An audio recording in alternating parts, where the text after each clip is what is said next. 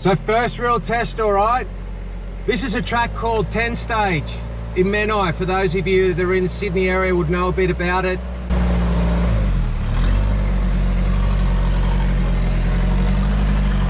So this little hill's caused damage before. It's the first real test.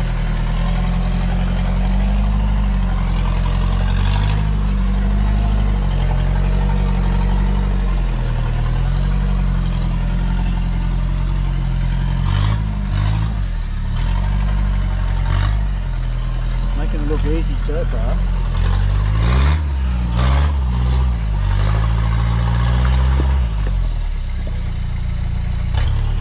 Picked up a big rock inside your left rear.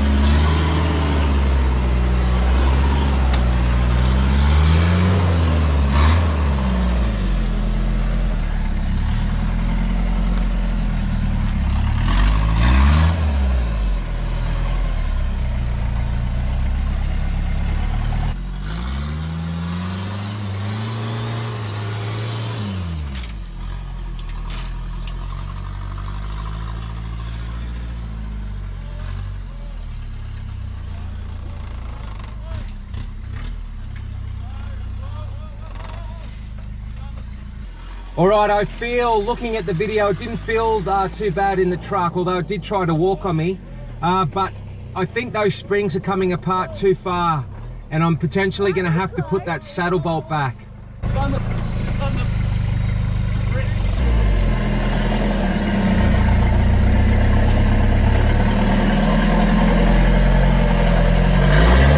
So this is where the springs are separating, and there's a saddle bolt that goes through that bracket there that keeps them at least together.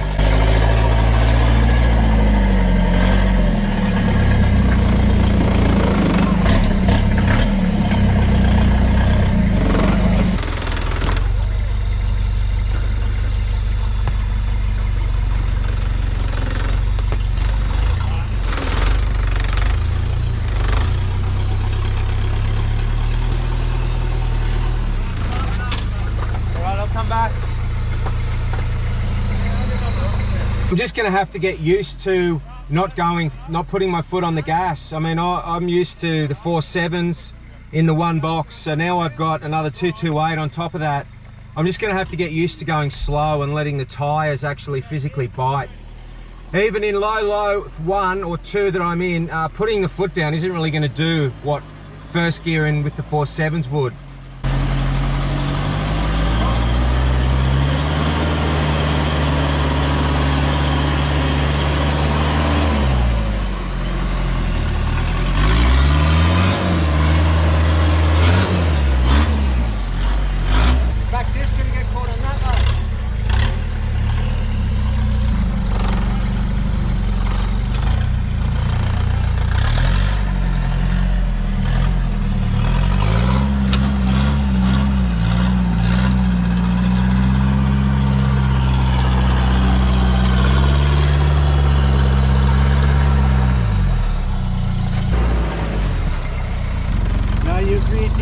Oh yes, just clear.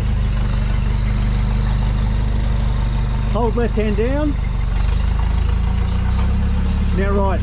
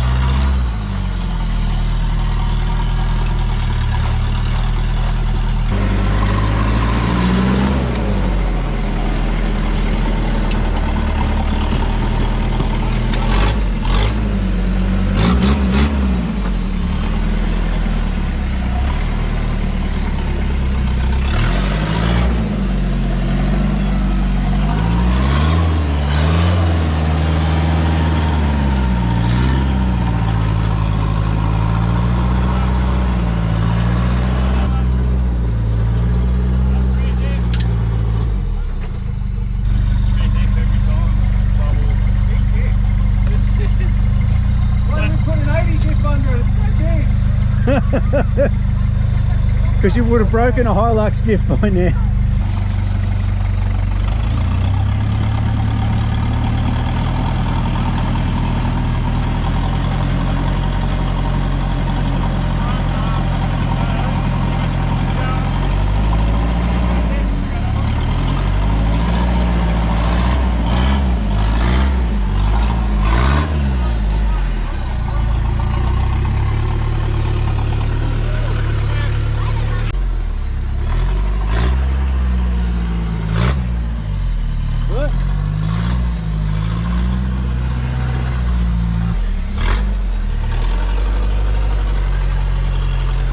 What do you think, guys? Is Dad mental?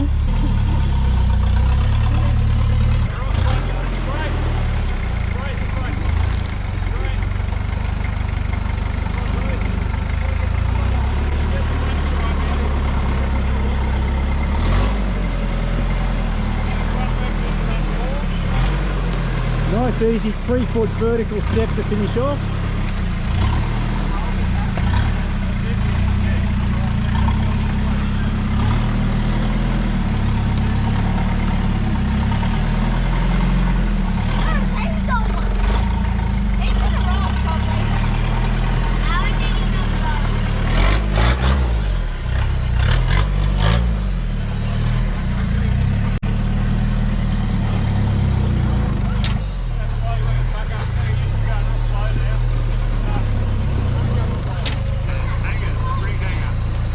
We put a big rock here. Yeah.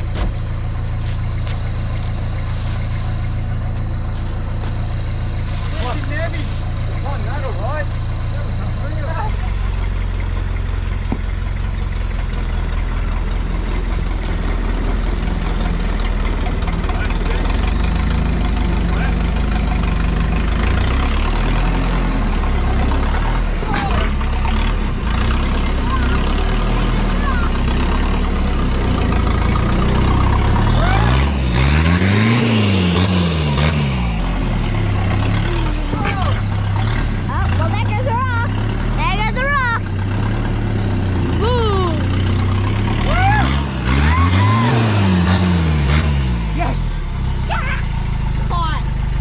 This is a big step.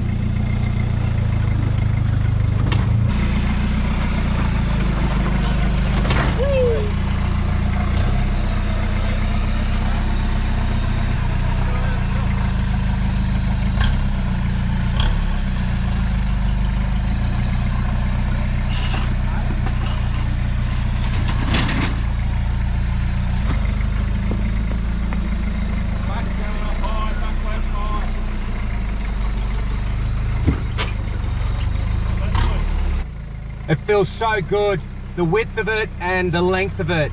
We've gone out to 118 inches. Not meaning to, we pushed the front forward with the RUFs, and we've also, with the IFS rears, we've left the two saddle points in the same spot. So that's given us that wheelbase. Definitely gonna have to bring the back end when we do the coilover rear, but I'm enjoying how safe and long it feels.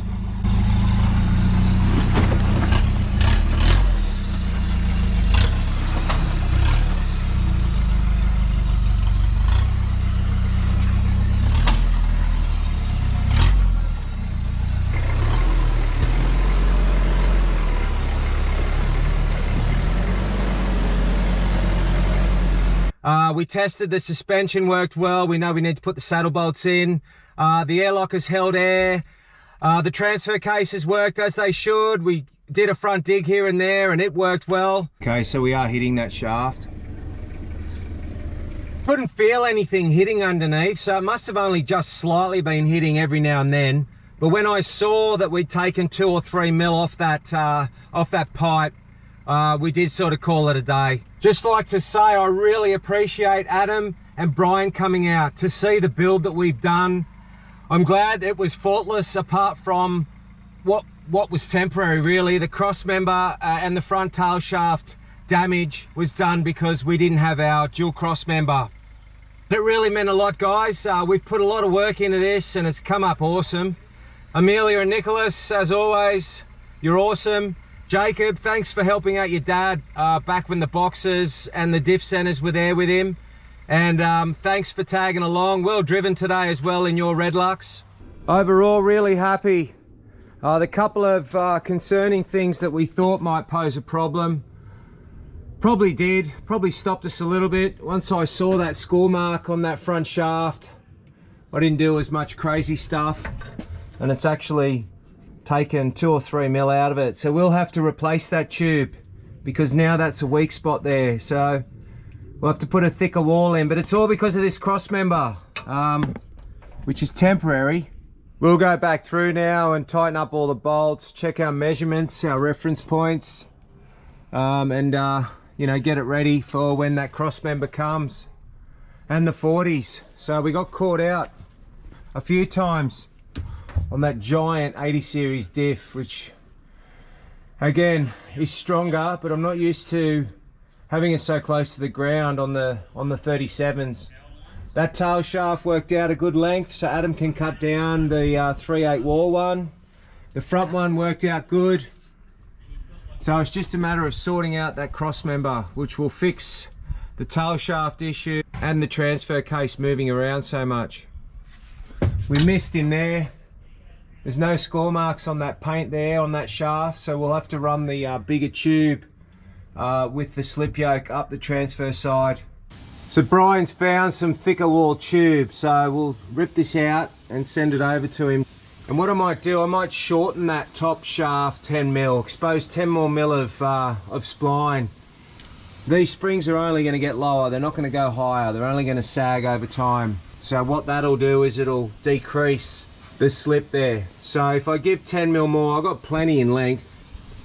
So that's what we might do, Brian. We might just do 10 mil shorter. So since everything's new and painted, we're looking for touch points. So I just saw one as I was airing up. That shackle there has a mark and it's pushing that body mount forward. So that would have been one of the touches that Adam was talking about. Look at the rock rash on that front shaft. Got full right lock up to the spring, so the tie's hitting the spring there. But left lock, I felt like I potentially could have got more. So we'll have to see what adjustment I can get because the tie's not touching the spring there, left hand down. The big diff's got rock rash all over the pinion flange. So we'll be taking the Forerunner out on this upcoming trip. It's a social anyway. The kids are excited to take Orangey out, dust the cobwebs off it. We also want to put up a barrier between the kids and what's in the luggage area because we're going to be carrying spares. And got a width here of 1250. A height of 760. A bit of a bend. Couple of cable ties and we've got ourselves a temporary cargo barrier. The first time out in the bush with Tony's IFS hub spacers, so hopefully it goes a bit better being that 40 mil wider each side. So please join us in the next episode. We'll have a few trucks out there, and as always, thanks for watching.